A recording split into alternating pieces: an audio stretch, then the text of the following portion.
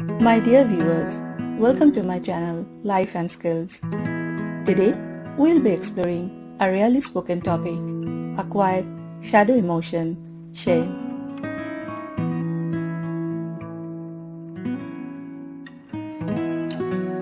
It is often considered as one of the lowest states of inner awareness. Yet, it silently influences how we think, speak, and show up in life. In this video, we will gently understand what shame is, how it quietly interacts with our behavior, how it creates inner resistance when we try to make conscious decisions or take action, and most importantly, stay with me till the last part to discover how we can slowly put down its weight. Let's begin with openness and honesty.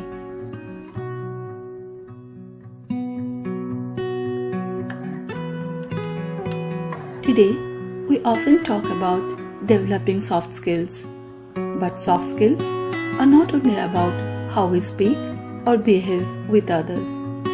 Soft skills have two parts: personal development and interpersonal skills.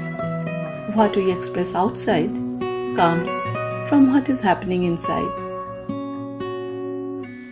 Without personal development, without inner awareness, interpersonal skills rarely feel authentic or natural.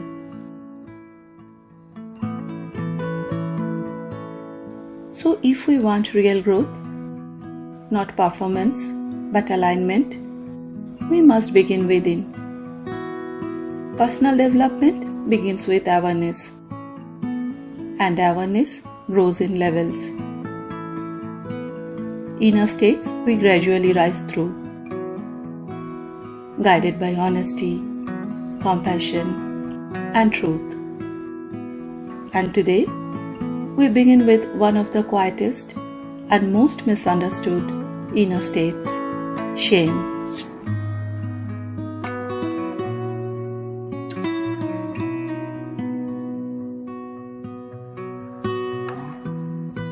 Shame is a lower emotional state where our energy goes into hiding, defending, and shrinking. Research in psychology shows that a large majority of people regularly struggle with feelings of inadequacy and not being enough. Shame is quieter than most emotions. It teaches us to shrink even when there is no real danger.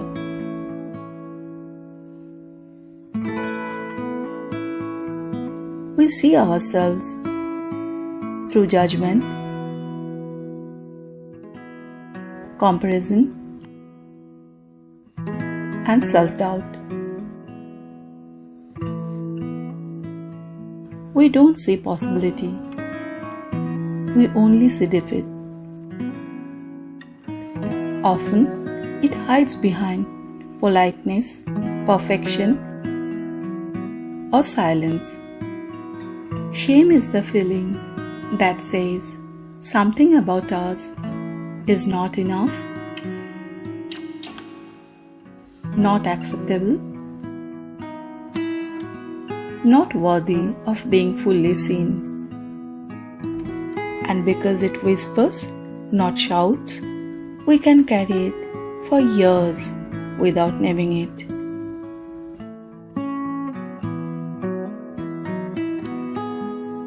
Shame is rarely born in isolation. It is learned through experience. We may feel shame around our body, our appearance, our family background, our finances, our achievements, our mistakes. Sometimes through direct criticism, sometimes through comparison. And slowly, a belief forms. Maybe I'm less.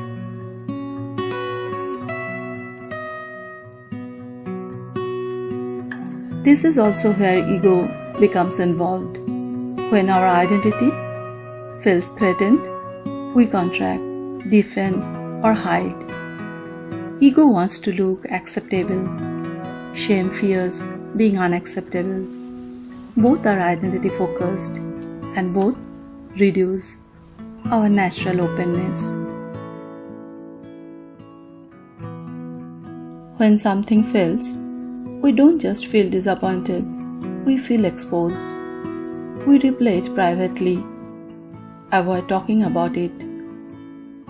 An event becomes an identity. Not this felt, but I felt. Shame turns temporary moments into permanent levels. Let's clarify something important. Privacy and shame are not the same. It is unwise to share everything with everyone. But it is painful to hide everything from self. Healthy privacy comes from discernment, boundaries, maturity, and self-respect. We can try a simple inner test. If not sharing feels steady, it's privacy. If not sharing feels tense and small, it's shame. In relationships, shame often appears as silence. We don't express needs. We don't say when we are hurt. We over-adjust. Somewhere inside, we believe my needs are inconvenient. My feelings are too much. So, we choose acceptance over authenticity and lose connection with ourselves.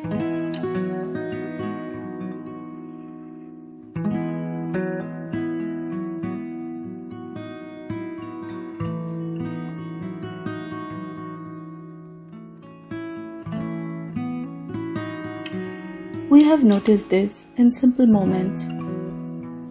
Holding back ideas in conversations, softening our voice, laughing instead of expressing truth. We told ourselves we are being modest, but often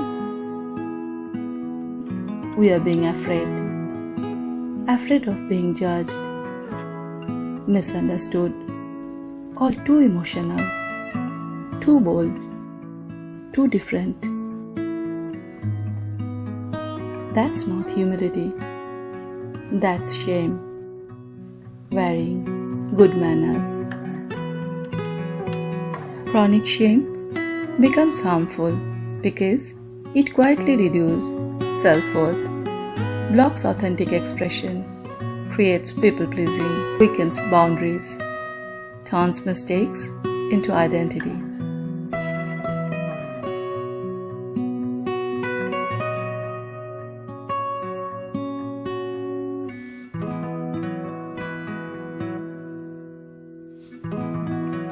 It doesn't protect, it shrinks.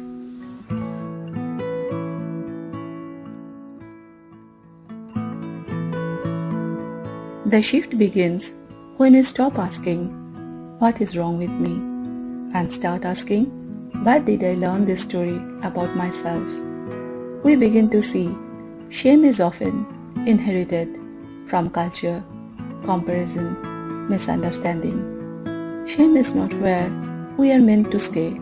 Our inner awareness changes as we grow. We can move upward toward courage, honesty, acceptance, and self-respect. In everyday life, these are some gentle ways we begin to move beyond shame and return to self-respect. In real life, this looks like saying no without guilt, asking for help without hiding our struggle, expressing an opinion in a meeting even if it differs from others, wearing what feels authentic rather than trying to fit someone else's standard, accepting compliments rather than downplaying our achievements, learning a new skill publicly without hiding what we don't know, embracing introversion, sensitivity, or any trait, understanding it as depth rather than flaw, sharing a personal story with trusted people, recognizing openness is strength, not weakness, even if it feels vulnerable. Small acts, big freedom. If this resonates, and if we want to free ourselves inwardly, we can try a simple process. We can practice to observe. Instead of hiding, name what is happening. Notice the feeling, the reaction, the inner dialogue. Accept. Acknowledge it without resistance. Speak about it safely. Replace self-attack with self-respect. Acceptance reduces resistance and suffering. Normalize. Remind ourselves that all humans feel fear, failure, or self-doubt. Allow mistakes without identity collapse. Forgive. Release self-punishment. Talk to self like someone we care about. And remind ourselves that learning is ongoing. Release.